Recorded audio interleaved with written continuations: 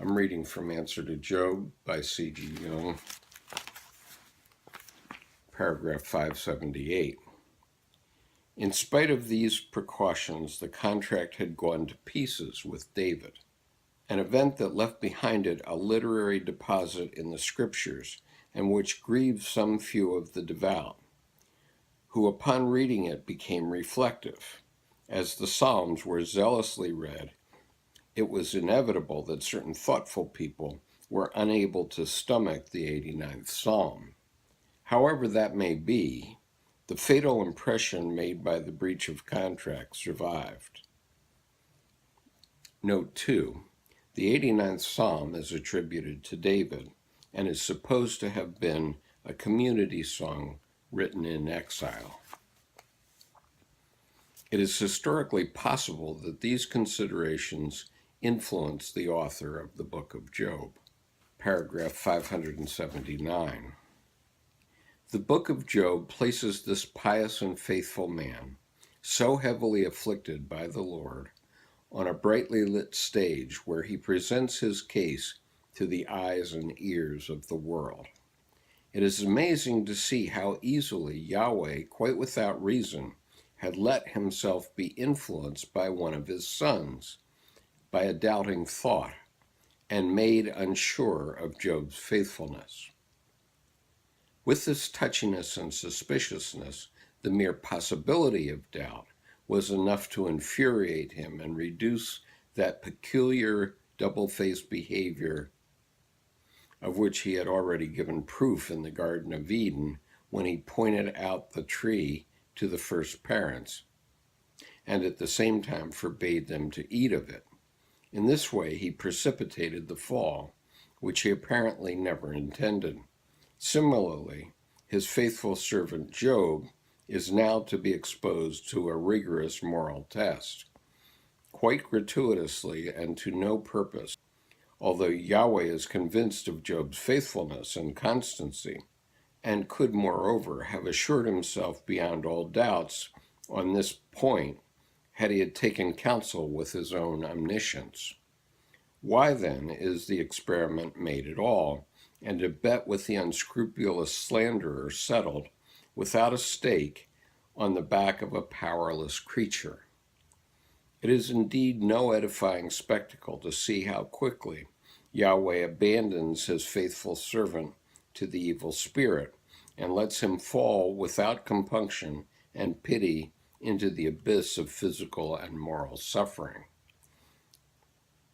From the human point of view, Yahweh's behavior is so revolting that one has to ask oneself whether there is not a deeper motive hidden behind it.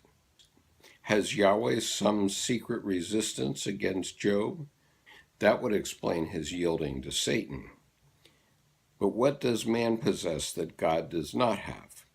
Because of his littleness, puniness, and defenselessness against the Almighty, he possesses, as we have already suggested, a somewhat keener consciousness based on self-reflection. He must, in order to survive, always be mindful of his impotence. God has no need of this circumspection, for nowhere does he come up against an insuperable obstacle that would force him to hesitate and hence make him reflect on himself. Could a suspicion have grown up in God that man possesses an infinitely small, yet more concentrated, light than he? Could a suspicion have grown up in God that man possesses an infinitely small, yet more concentrated light than he, Yahweh, possesses? Footnote 3. Satan is presumably one of God's eyes, which go to and fro in the earth and walk up and down in it. Job 1:7. In Persian tradition, Ahriman proceeded from one of Ormuzd's doubting thoughts. A jealousy of that kind might perhaps explain his behavior. It would be quite explicable if some dim, barely understood deviation from the definition of a mere creature had aroused his divine suspicions. Too often already these human beings had not behaved in the prescribed manner. Even this trusty servant, Job, might have something up his sleeve. Hence, Yahweh's surprising readiness to listen to Satan's insinuations against his better judgment. Paragraph 580.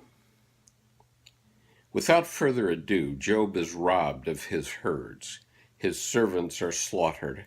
His sons and daughters are killed by a whirlwind, and he himself is smitten with sickness and brought to the brink of the grave.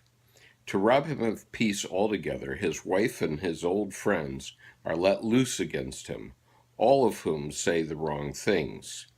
His justified complaint finds no hearing with the judge who is so much praised for his justice.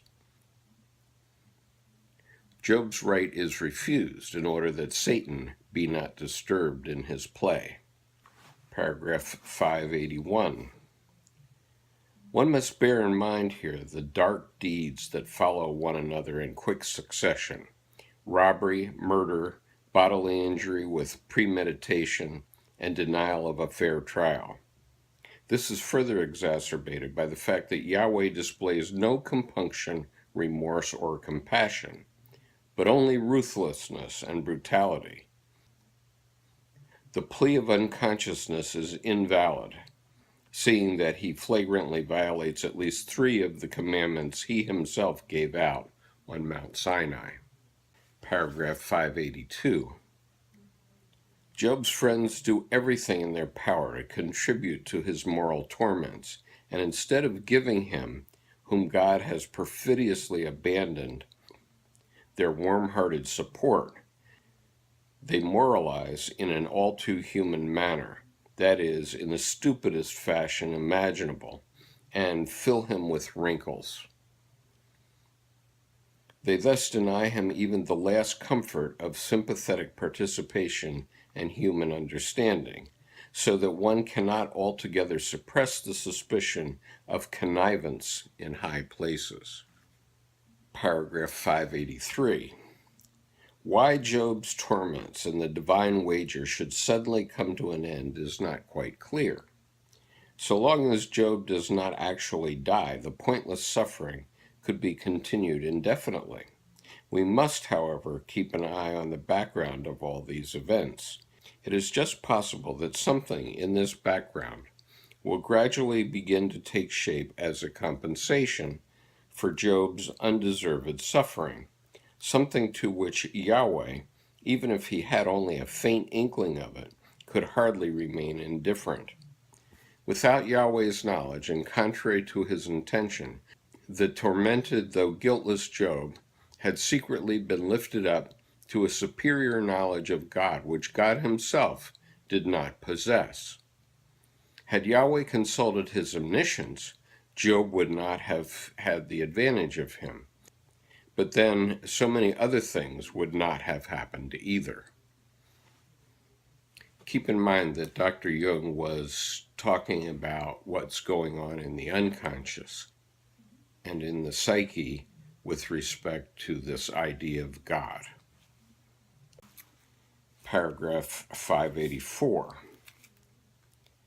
Job realizes God's inner antinomy, and in the light of this realization, his knowledge attains a divine numinosity.